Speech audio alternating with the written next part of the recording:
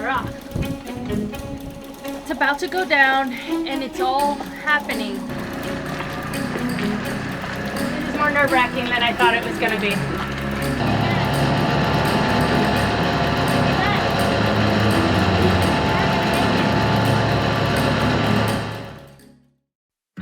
I'm Kristen and this is Matt. We've spent the last 4 years sailing our $5,000 Craigslist boat to some of the most beautiful places in the Caribbean. From spearfishing in South Andros, Bahamas, staying in a treehouse and riding horses through the rainforest of the Dominican Republic, to even dodging hurricanes in Puerto Rico. We could have never imagined what this adventure would become. After gaining more sailing experience, we knew we had to make some serious upgrades to our boat if we wanted to keep this journey going. Unfortunately now, our engine is no longer working. We'll be back in the boatyard for a while. But before we set up on the hard, we wanted to test our skills by sailing engineless around the Caribbean. What's up guys? Welcome back to Sailing GBU. Today we are finally heading back. We are heading back to the boatyard and it's been a good engineless run for us. I'm pretty excited to get to that boatyard. Our lives are gonna change. Once our new engine's in, I don't even know. We're gonna be living a life of luxury is what I feel like. Our whole lives are gonna be changed. What are we even gonna make videos about? I don't even know. If everything's just so great, we might as well just stop our YouTube channel. I think we're just gonna be a new motoring channel. We're just gonna motor everywhere and say, hey, this is a great time. We had a good little run sailing only with no engine, and we went to Vieques, Culebra, to St. Thomas, back to Culebra, and now we're going back to Puerto Rico on the final countdown. One more leg, and then we get to give this old girl some tender loving. All right, so one thing I like to do when I'm sailing off anchor is do a pre-pull in the anchor chain. I have about 80 feet of anchor chain out right now because we're in about 20 feet, but it goes up on a shoal, and obviously you can see the bushes in front of me. So the reason I do that is because once you have the sails up, if you pull all the anchor chain, you'll actually get going like a knot or two, and you'll kind of just sail straight toward where your anchor was, and you could rip into the bushes. So this way I get the anchor almost all the way up, then put my sails up, then I just pop the anchor and take off with the sails. The bushes or your neighbor boat. Yeah, you don't want to hit in this instance, the bushes.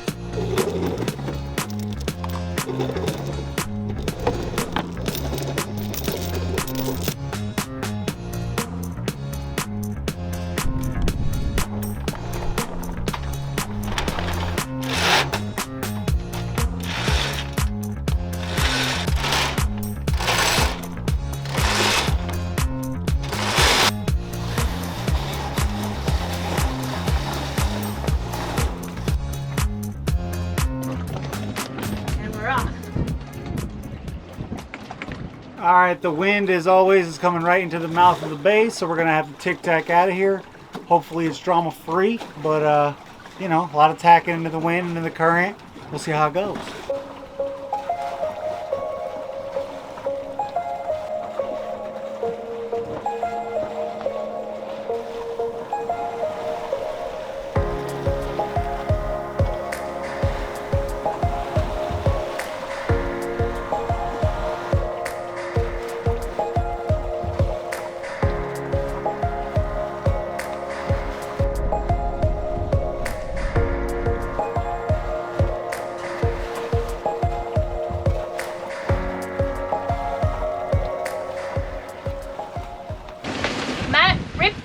Nice tacks right out of the bay, did an awesome job, and now we are coming around the, what would you call that, Matt? The point? The point of Culebra, and then we'll be going straight downwind to Fajardo. Hopefully everything goes smoothly and we should just be able to blaze right down there. The wind's a little strong today, gust around 20 knots I think, 22 knots, so we'll see how it goes. Stay tuned.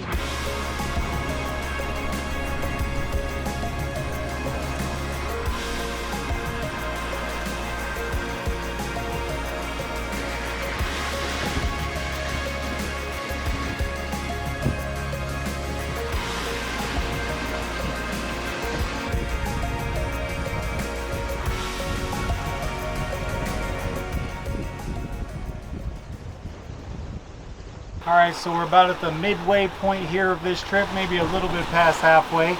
And we're what I refer to as the witch's cauldron of the seas.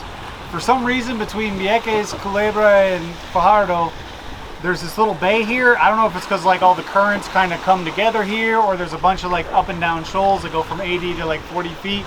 But it is always just so dang choppy and messy in here, and you just bathtub all around the town. It's brutal, but we're making good time. We're going downwind. Couple storms it looks like are going to slow us down, but so far so good.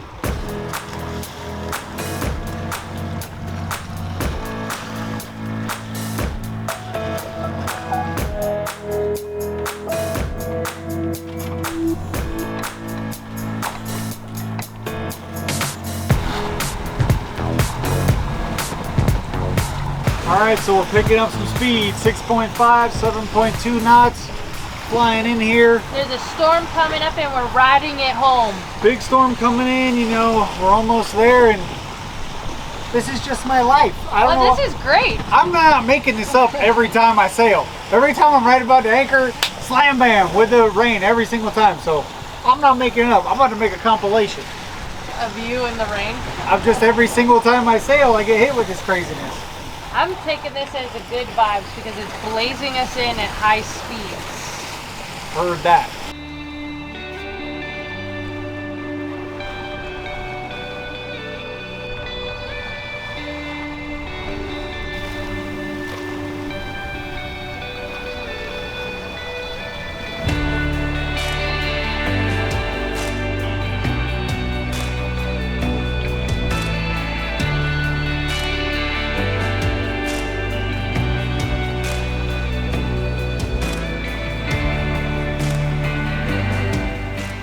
Alright, so I assumed the worst about that storm and I was wrong. It didn't come right at us, it just went just north of us and actually gave us a nice little breeze, a nice little boost up.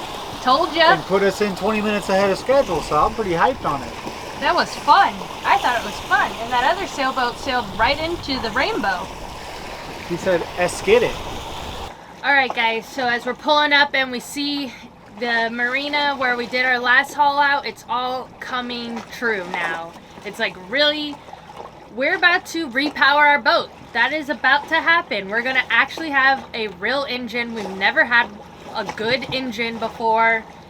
And our lives are about to change and it's all coming. There's so much work to be done. I'm trying not to get overwhelmed. A lot of things to order. We have ordered a whole bunch of stuff already, but it's just a lot of planning to do. So it's about to go down and it's all happening.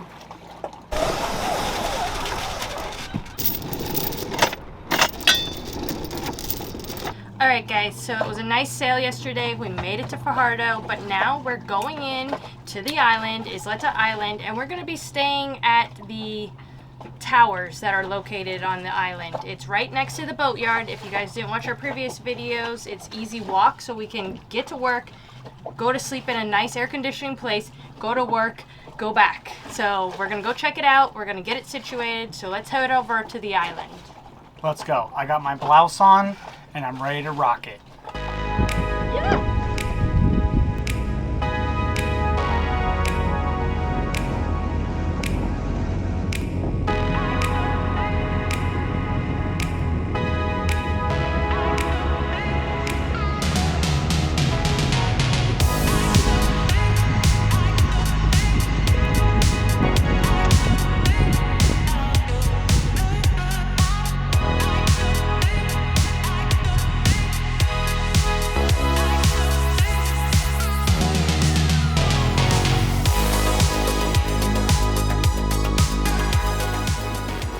Alright guys, we are here at our Airbnb, the place we're gonna stay and cry our eyes at night and say, why are we doing this to our boat?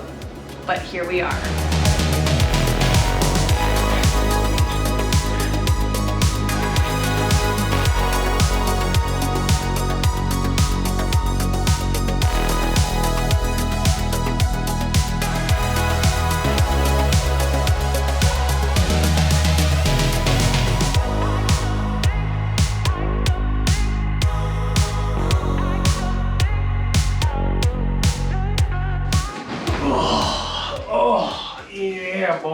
Don't even interrupt me. I'm not doing Hey, it's a pretty nice size bed, king size bed up in here. Some air conditioning. This is gonna be a nice spot to lay our head after a hard day's of work. Hard day's work is gonna be a nice, soft, humble abode to sleep in.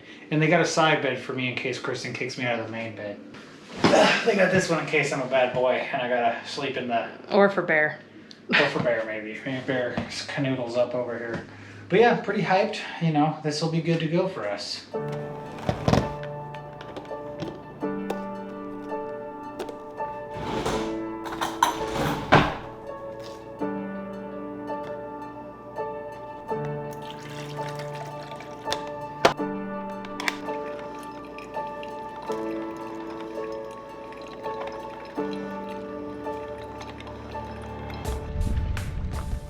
All right, guys, today's the day. We're pulling big moves. We're coming into our dock. We have purchased a dock. We're going to be using a slip for our interior work, and then later on when we put the engine in, we're probably gonna have to move it in towards the boatyard. But for now, we got a dock. And what dock did you pick, Matt? Listen, we all know I ain't Daddy Warbucks. I came out here and I said, hey, I gotta save this bread one way or another. So I walked up and I saw a broken dock, a half dock, and I said, hey, if I get the half dock, can I pay half price? And they said, a little over half price. And I said, okay, great, because that's the kind of love they show you here in Puerto Rico. You can wheel a deal. There ain't too many rules. So I got the half dock, and now I got a banger in there with no engine. So basically, it's a stressful, nerve-wracking jump. So you might think that this is our boat already behind us, but it's not. Obviously, we sparked a very popular painting your sailboat campaign with the 2 white stripes and the gray hull. I don't know. I gotta find out if I got his paint job or he got my paint job. We came up with it, so... We don't know, though. He stole it.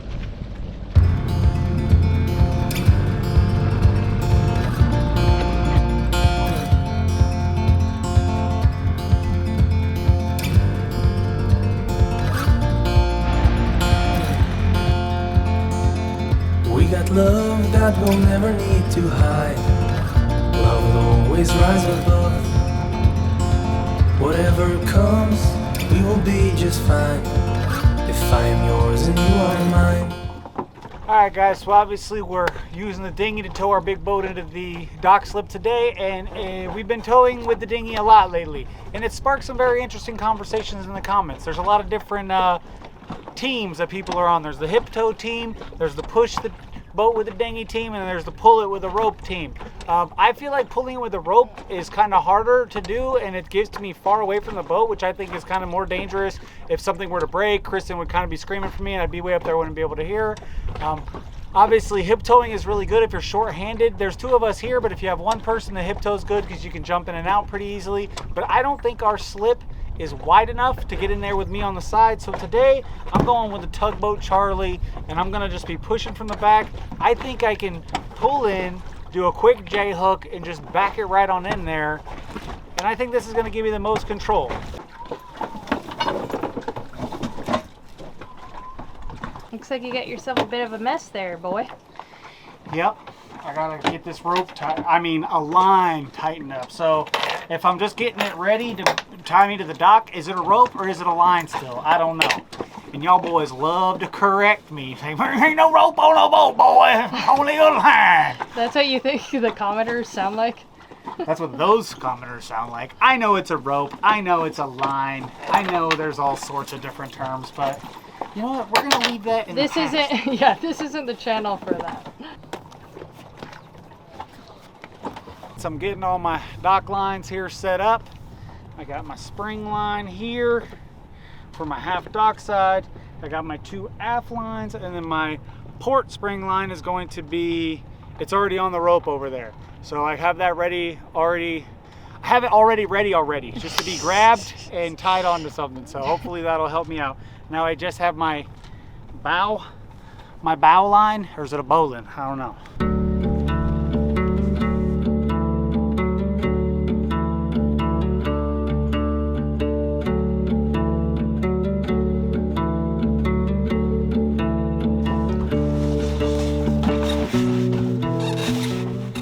Have to protect ourselves from that old broken dock. I think leaving these dragging in the water is going to cover the most space for me, and it should work pretty well, I think.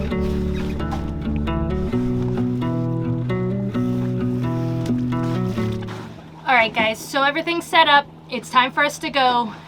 I'm a little nervous, but we got this. All of our experiences have led to this, using our dinghy to push our boat. And now we're gonna take a little practice run while we're out in the open water. Obviously, you just gotta pull up the anchor. And then once we decide that, okay, it works well, we're gonna enter in. And here we go. Here we go.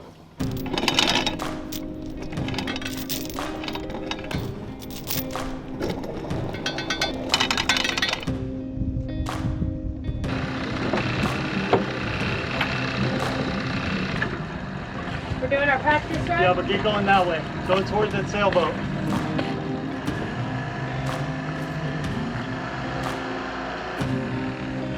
How fast are we going? 1 knot. Okay. Go ahead and make that J hook.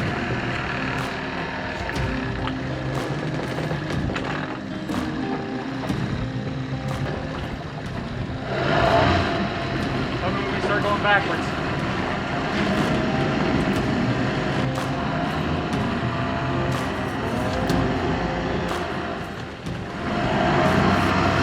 We're going backwards. We are? Very little bit. So this looks like the hard part, the going backwards part. Yeah. Because it's so slow that I feel like I don't have that much steering control. Yeah. Alright, let's just head in there and see what we got. There's no answer to that? You're just not going to have steering control. I'm going to have to do most of it. Okay. It's fine though if we got our fingers out. Okay.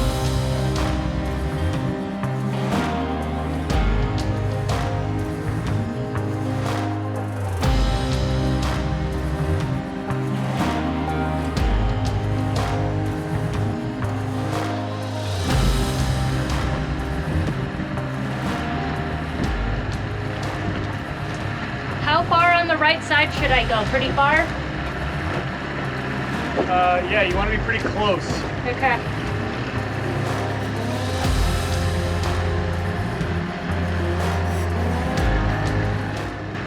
This is more nerve-wracking than I thought it was going to be.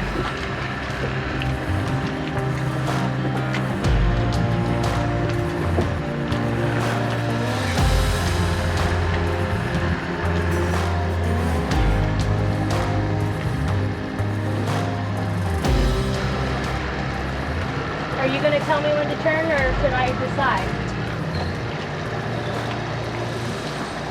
Okay, get a little bit closer to the poles.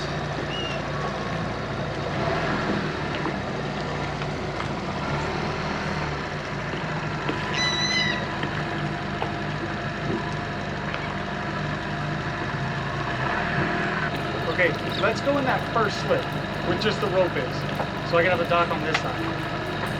So go ahead. I don't know what you're saying. Go ahead and turn. Get your turn.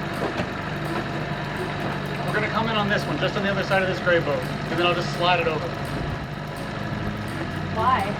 That sounds really, I don't think so. I think we should go what our plan was.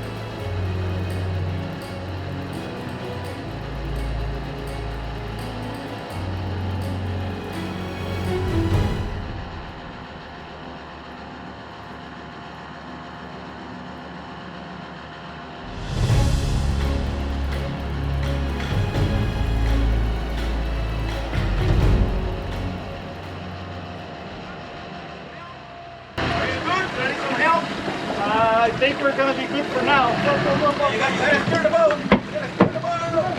Oh, yeah. Gonna hit. Yeah. I should have stayed focused on what I was doing, huh? Oh, yeah. Well, you know, it still happened.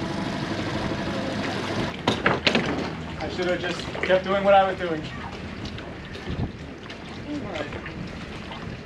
When did you get your boat painted? That's my friend boat, I think a couple of weeks ago. Gotta pay me. He stole my design. Alright guys, we made it in the dock, but we scraped the side of our boat. I don't know how much you guys could see from the video. Basically, when we started reversing,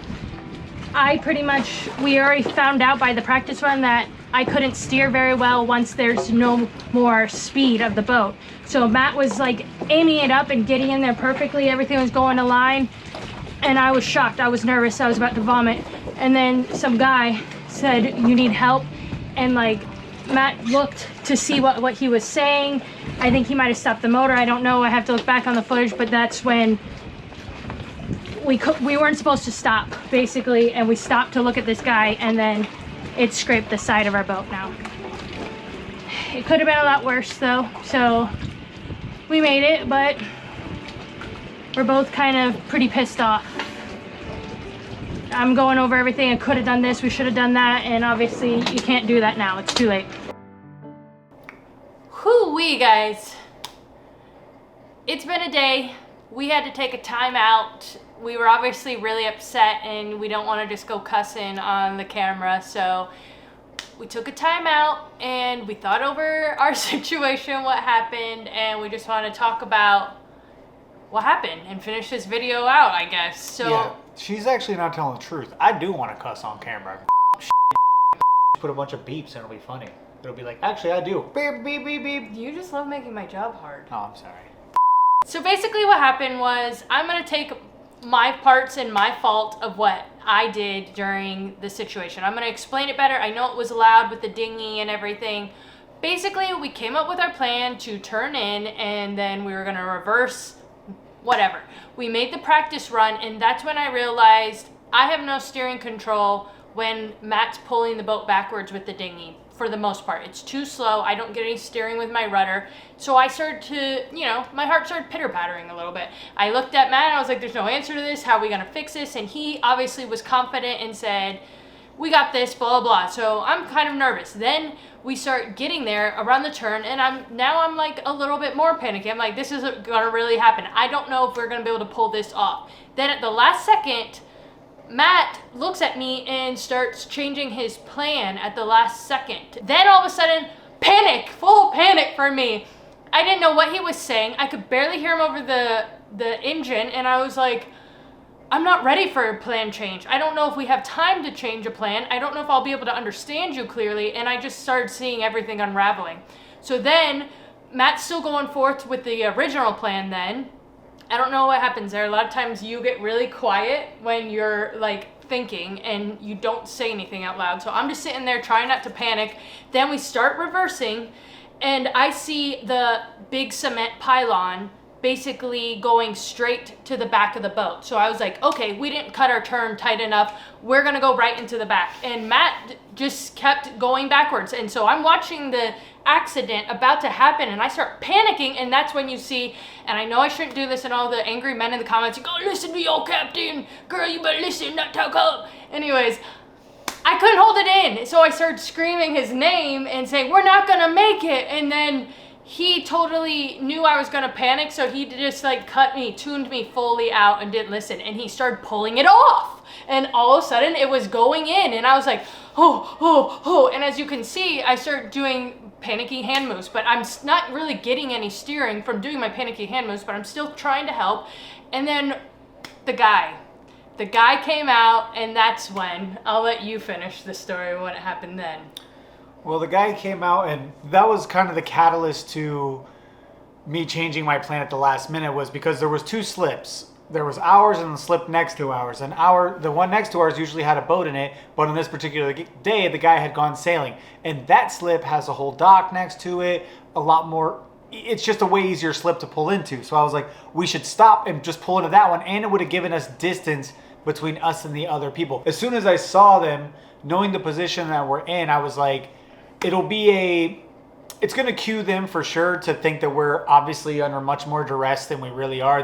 Maybe they don't know GBU. They don't know that we tow the. They probably don't know. They don't know we tow the boat with the dinghy half the time, and we're always going backwards, and like we kind of know how to control the boat. So I fully understand why this guy came out and was like, "You guys must need some help." Clearly, to any normal boater, it looked like we probably needed a lot of help, but we were in there. And we were making our own plans to go. And my experience, and from experience that I've seen other boaters have while docking, I don't know what it is, but there's like a theme of whenever anyone's trying to dock, people want to stand all around the dock and try to get help. Critique you on how your ropes are being thrown.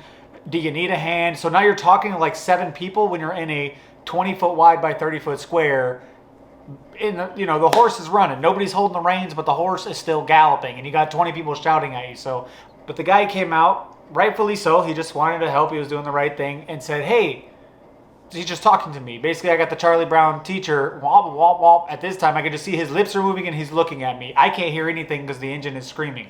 I turn the engine off or turn it down so I can hear. And then as soon as I turn that down and break my focus from what I'm actually trying to do here, my dinghy jackknifes. It turns to my left. The ass end goes to the left, and then the sailboat starts to turn to the right. So at that point, there was nothing I could have done, and it all happened in like a half a second anyway. Basically, by the time I also panicked, and I might have turned the wheel into the dock a little bit, as you can see in the video. Yeah, and the reason that she had no steerage was because there has to be a certain speed of water flowing over the rudder to make it work. If you're sailing at and he was yelling orders. Sorry to interrupt you, but he was yelling orders. Steer the wheel, steer the wheel. And obviously he didn't know we don't have an engine. We weren't just having a jolly day back into our boat. We were having a hard time. Yeah, we were struggling. So he kept yelling at me, steer the boat, and I'm used to just hearing orders from Matt, so he said this, and now I'm running back and forth. I saw the accident about to happen, and I wanted to grab the bumper and get it better in place to save it,